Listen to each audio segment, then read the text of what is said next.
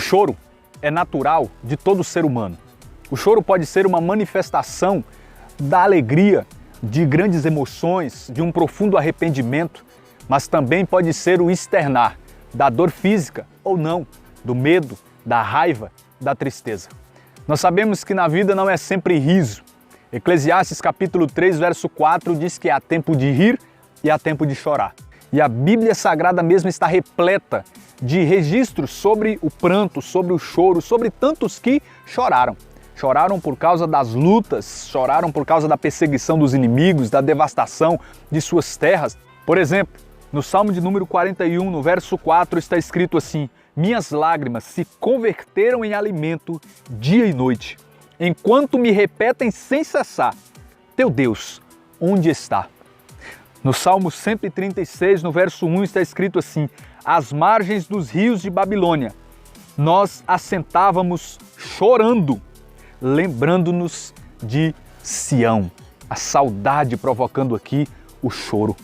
E de forma mais específica, nós encontramos relatos na Bíblia Sagrada sobre personagens que choraram. Em Gênesis capítulo 21, no verso 16, diz que Agar chorou. Em Gênesis capítulo 45, no verso 2, no verso 14, diz que José chorou. Em 1 Samuel capítulo 30, no verso de número 4, diz que Davi e os seus homens choraram até não poderem mais. Em Jó capítulo de número 16, verso 16, diz que o próprio Jó chorou. Isaías capítulo 38, verso 3, diz que Ezequias chorou. Já no Novo Testamento, em João capítulo 20, no verso 11, diz que Maria chorou. 1 Samuel capítulo 1 diz que Ana chorava amargamente. E nós precisamos destacar aqui que o próprio Cristo Jesus chorou. Sim, Cristo Jesus, 100% Deus, mas 100% homem, chorou. Em Lucas capítulo 19, verso 41 diz assim: aproximando-se ainda mais, Jesus contemplou Jerusalém e chorou sobre ela. Em João, no capítulo 11, no contexto de um Lázaro que já havia morrido, no versículo de número 35, nós encontramos o versículo dizer assim: Jesus pôs-se a chorar. E lá, na carta aos Hebreus, no capítulo de número 5 e no verso 7, está escrito assim: nos dias de sua vida mortal, dirigiu preces e súplicas entre clamores e lágrimas àquele que o podia salvar da morte, e foi atendido pela sua piedade. E o próprio Cristo que chorou, disse que os seus também chorariam. Em João capítulo 16, no verso 20, ele disse assim: em verdade eu vos digo, há vez de lamentar e chorar, mas o mundo se há de alegrar. Mas ao mesmo tempo, Cristo dá a garantia do consolo, do alívio, da alegria. Pois no mesmo versículo ele diz assim: e há vez de estar tristes, mas a vossa tristeza se há de transformar em alegria. Porque o choro não pode durar para sempre, a tristeza não pode perdurar para sempre.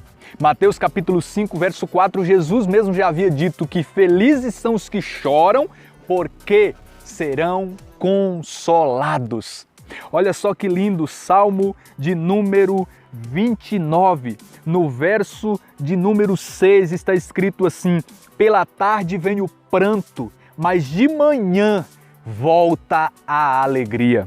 E mais embaixo o salmista diz assim no versículo 12: vós convertestes o meu pranto em prazer, tirastes minhas vestes de penitência e me cingistes de alegria.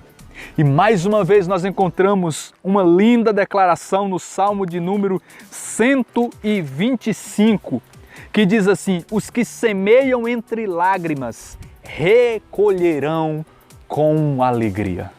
No Salmo de número 55, no verso de número 9, está escrito assim: vós recolhestes minhas lágrimas em vosso cantil.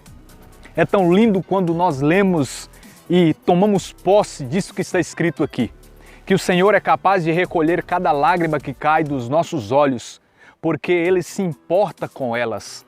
As nossas lágrimas não são em vão e nós precisamos confiar de todo o nosso coração nessa verdade, pois Deus é esse maravilhoso Deus que está a todo momento com seus olhos voltados para os nossos olhos que muitas vezes estão lacrimejados de pranto.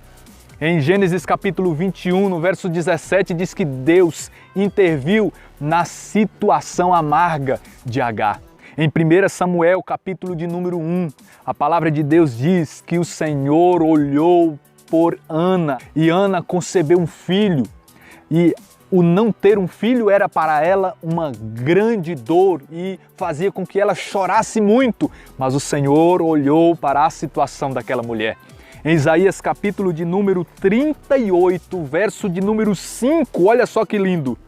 Diz assim: vai dizer a Ezequias que estava chorando, eis o que diz o Senhor, o Deus de Davi teu pai, ouvi a tua oração e vi as tuas lágrimas, prolongarei tua vida por 15 anos. Que Deus maravilhoso é esse! Um dia nós seremos livres de toda lágrima, de toda dor, de toda angústia, pois nós temos a maravilhosa promessa que está em Apocalipse capítulo 21, no verso 5, onde diz assim: Ele enxugará toda lágrima de seus olhos e já não haverá morte, nem luto, nem grito, nem dor, porque já passou a primeira condição. Que nós possamos entender que nessa terra, nessa vida, nós passaremos por momentos em que verdadeiramente iremos chorar, mas que não entendamos o chorar como fraqueza, como fracasso, como derrota. Chorar faz parte dessa vida humana. Chorar também é esse desabafo da alma.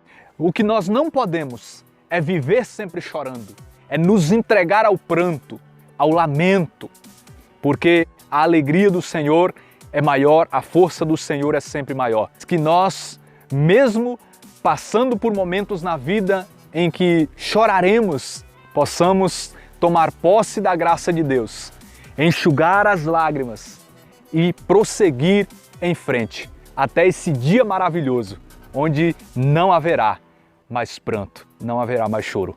Que Deus abençoe sua vida e que a alegria do Senhor possa inundar sempre o seu coração.